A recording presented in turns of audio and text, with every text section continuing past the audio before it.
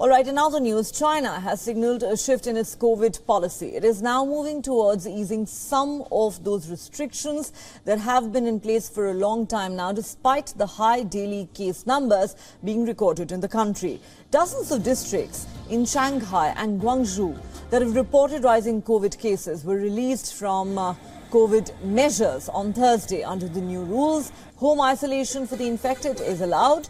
This is a significant change in China's quarantine protocols, where entire communities were locked down for weeks together, even after a single COVID infection was detected.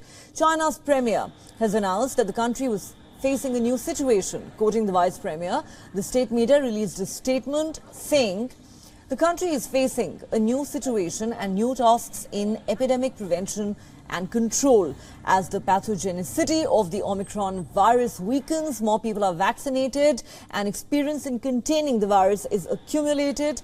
He also urged further optimization of testing, treatment and quarantine policies. Meanwhile, China is mulling rolling out a fourth round of COVID-19 vaccines as the country's government faces pressure to open up the economy. However, the elderly in the country have voiced different opinions on the vaccination measures. This after Chinese authorities said they wanted to raise COVID vaccination rates amongst the elderly.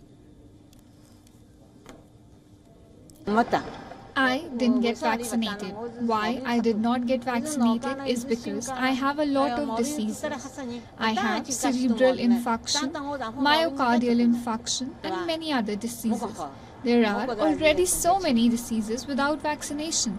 I fear that diseases will become more serious after vaccination, right?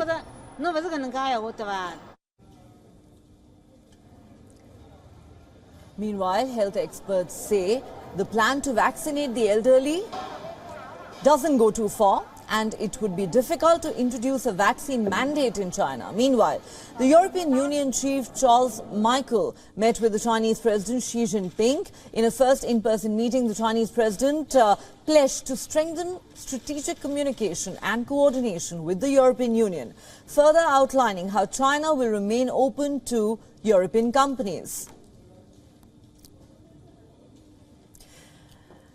Now, Michel's visit to Beijing comes amidst growing protests in the country against China's zero-COVID policy. But the EU chief left one gift for the Chinese president, a swab of his genetic material. Under Beijing's current rules, Michel had to submit to a COVID swab upon arriving in China. He's also the first Western leader to visit China since mass protests hit the country in the biggest show of public anger towards Beijing's leader since the Tiananmen Square massacre in 1989.